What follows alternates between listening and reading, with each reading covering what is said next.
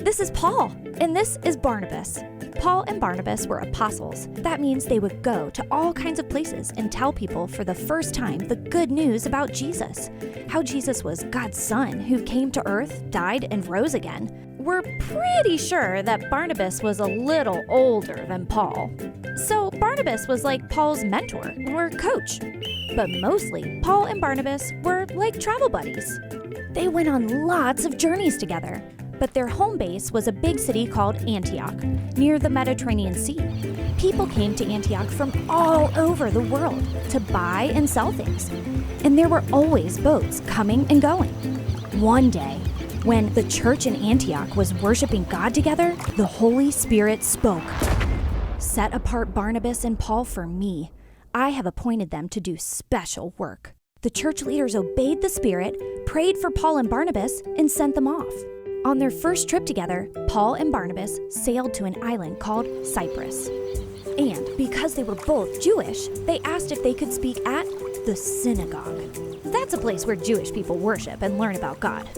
Anyway, Paul and Barnabas went to the synagogue to tell people about Jesus, who was also Jewish, by the way.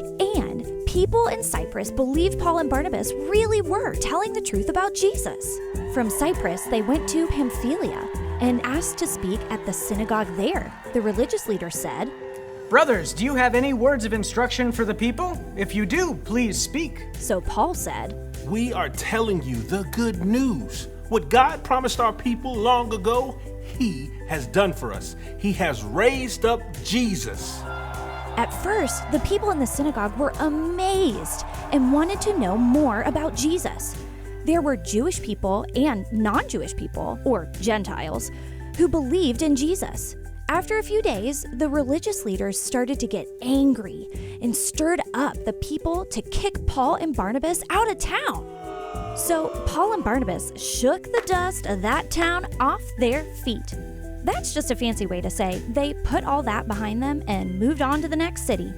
And then the next city, and then the city after that. Sometimes people heard about Jesus and believed in him. Sometimes they didn't. Whatever happened, Paul and Barnabas stayed together.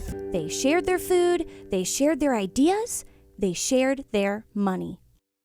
Usually, Paul and Barnabas got along with each other, but one day they didn't. Paul said to Barnabas, "Let's go back to all the towns where we preach the word of the Lord. Let's visit the believers and see how they are doing." To Barnabas, that sounded like a great trip. So great, he wanted to bring along his cousin, John Mark, who, long story short, one time kind of abandoned Paul and Barnabas when they needed help.